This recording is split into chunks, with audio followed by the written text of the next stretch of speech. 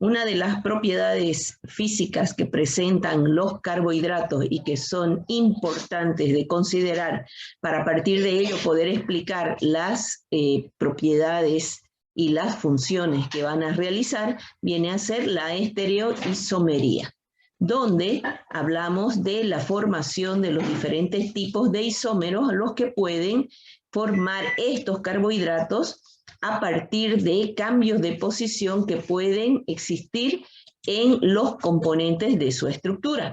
Entonces, los isómeros que va a presentar un determinado carbohidrato se determina a partir de la aplicación de la fórmula de 2 elevado a la n, donde n hace referencia a los carbonos internos que tiene la molécula, el carbohidrato. Si estamos hablando de un carbohidrato, por ejemplo, que posea 3 átomos de carbono en su estructura, aquí tenemos el gliceraldehído, esta es una aldotriosa, entonces el número de carbonos internos viene a ser lo que están dentro de la cadena. En el caso del gliceraldehído, si denominamos carbono 1, carbono 2 y carbono 3, el carbono 1 y el carbono 3 serán extremos de cadena.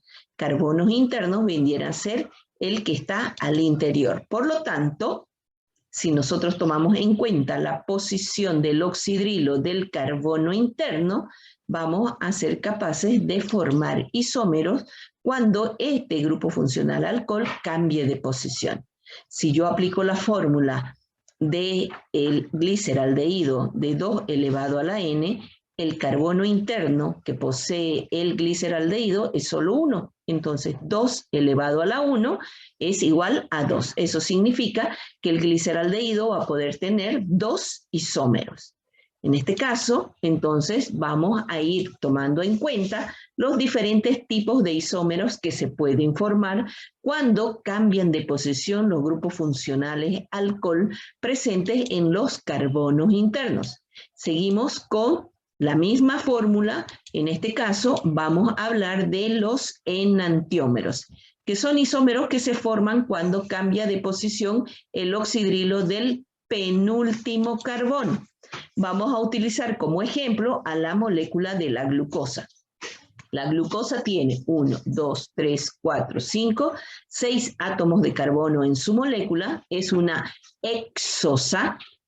Tiene como grupo funcional mayor o el grupo carbonilo que presenta en su estructura es el aldehído. Por lo tanto, es una aldohexosa.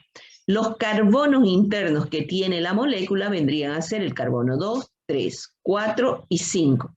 Entonces, 2 elevado a los carbonos que tiene internos, es decir, aquí tenemos el carbono 2, 3, 4 y 5, que vendrían a ser los carbonos internos. Entonces, son 1, 2, 3, 4 carbonos internos.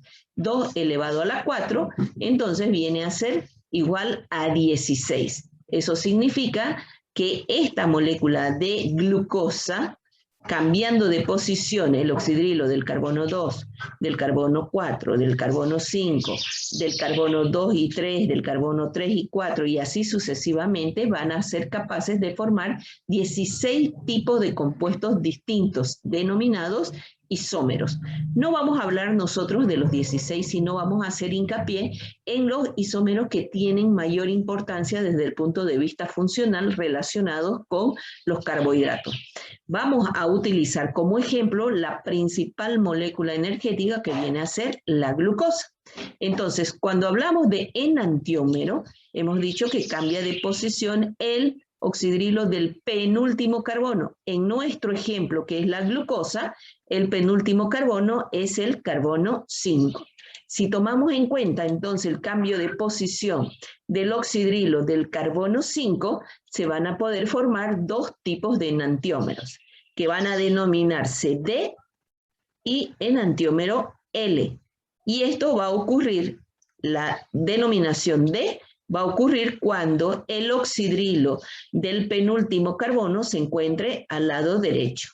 Y va a ser L cuando el oxidrilo del penúltimo carbono se encuentre a la izquierda.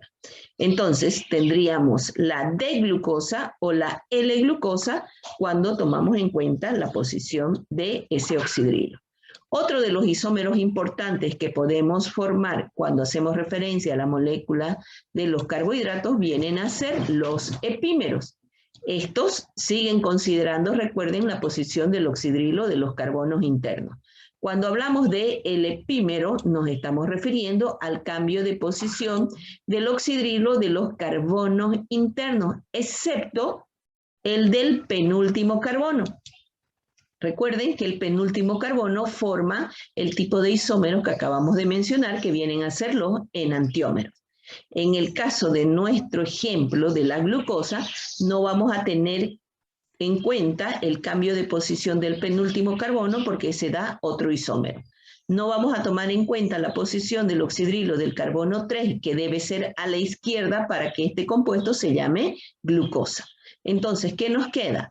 El cambio de posición del oxidrilo del carbono 2 y del carbono 4. Entonces, cuando eso ocurre, se van a formar isómeros del tipo epímeros. Si están referidos a la molécula de glucosa, los más importantes para nosotros vienen a ser la manosa y la galactosa.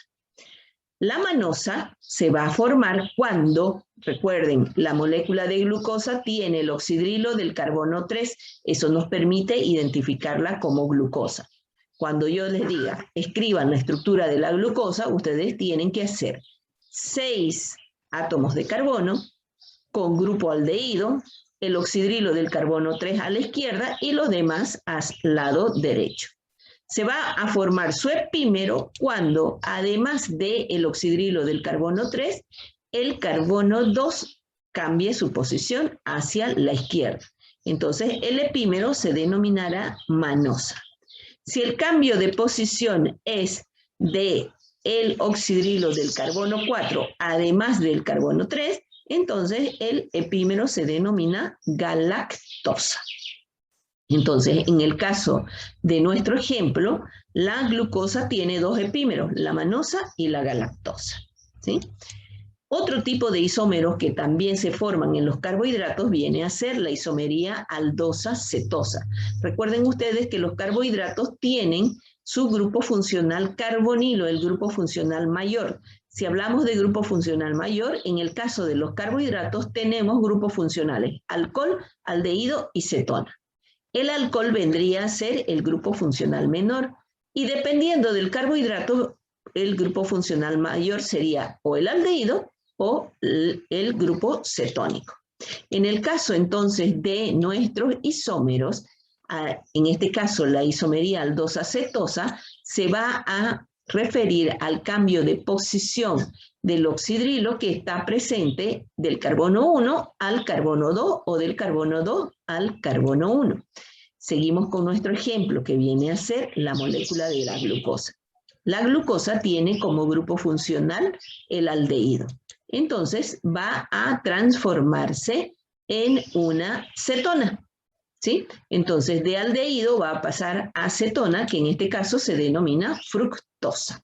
Aquí tenemos el carácter enantiomérico, es decir, hacemos alusión al enantiómero, que recuerden D implica la posición del oxidrilo del carbono penúltimo hacia la derecha. Entonces la fructosa y la glucosa son isómeros aldosa-cetosa. Se puede transformar la glucosa en fructosa o la fructosa en glucosa. Y esto lo hace cuando cambiamos de posición los hidrógenos, aquí los oxidrilos de este carbono, hacia el carbono 1. Es decir, los hidrógenos que están presentes en el carbono 2 de la glucosa van a subir hacia el carbono 1. Al estar presentes aquí, entonces van a formar el grupo funcional alcohol, pasando de aldehído a función alcohol, y el carbono 2 que pierde los hidrógenos se queda solo con el oxígeno. Y entonces forma el isómero cetónico. Entonces esa es la isomería aldosa-cetosa.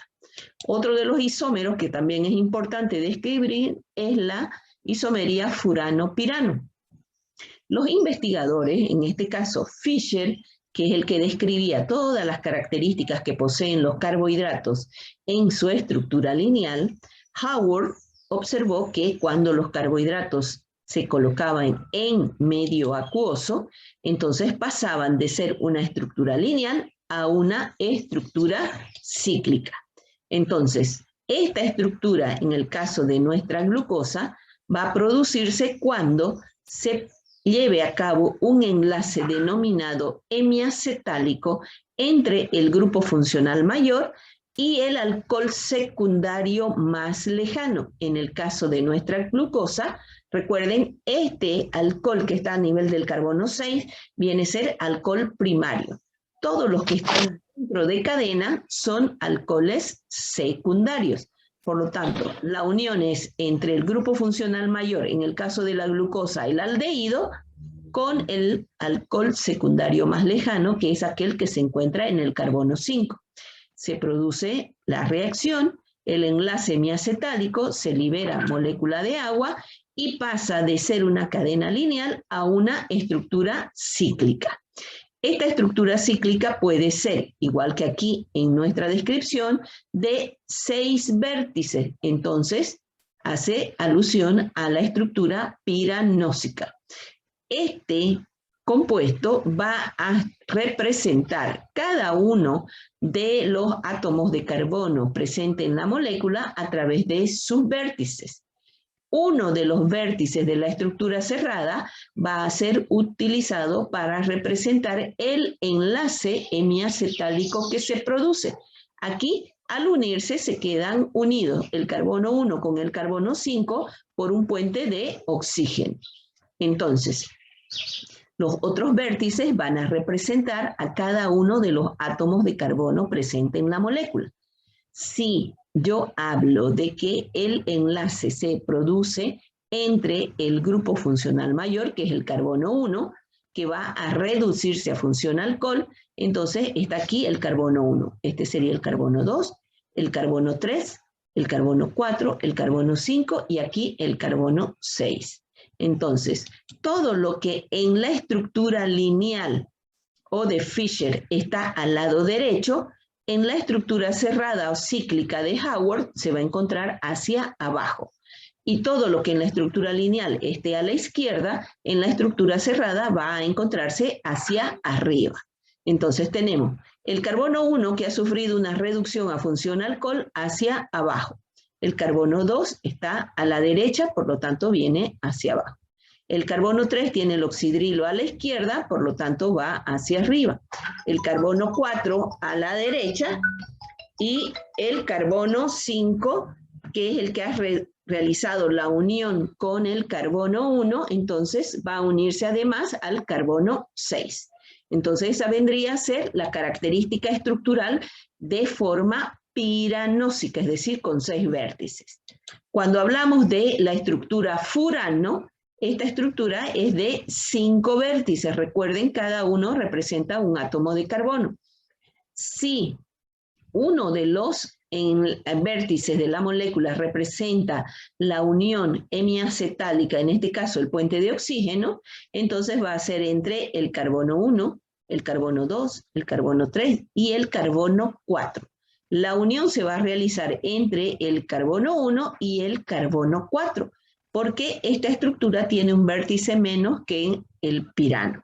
Entonces, el carbono 1, el carbono 2, su oxidrilo hacia abajo, el carbono 3, el oxidrilo hacia arriba, para identificar que se trata de glucosa, el carbono 4, que no tiene oxidrilo porque está realizando parte del enlace. Entonces, a él se le va a unir el carbono 5 con el oxidrilo a la derecha y el carbono 6, que es alcohol primario.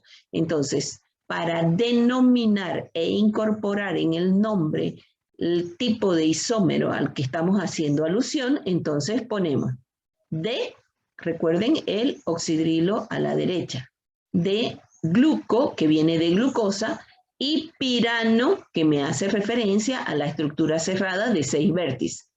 El término osa hace alusión a que se trata de un carbohidrato. Entonces esta vendría a ser la D-glucopiranosa. Y esta la D-glucofuranosa, porque viene de furano de 5 vértices.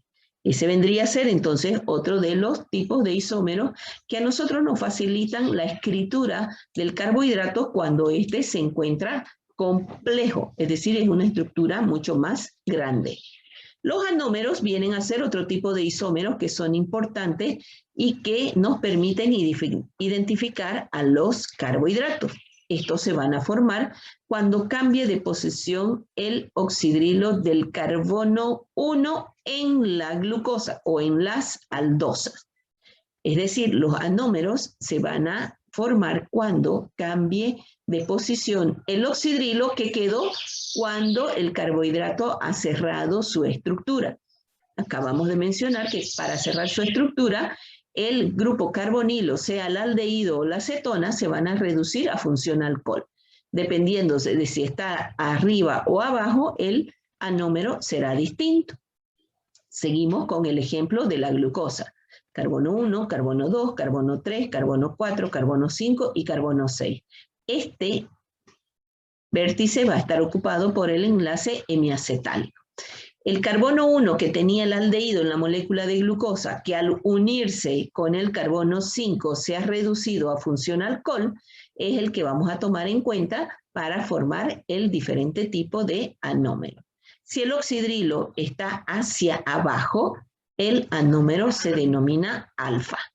Y si el oxidrilo está hacia arriba, el isómero de tipo anomérico se denomina beta. Entonces esta vendría a ser la alfa de glucopiranosa. Miren, estamos incorporando en el nombre diferentes características de isómeros.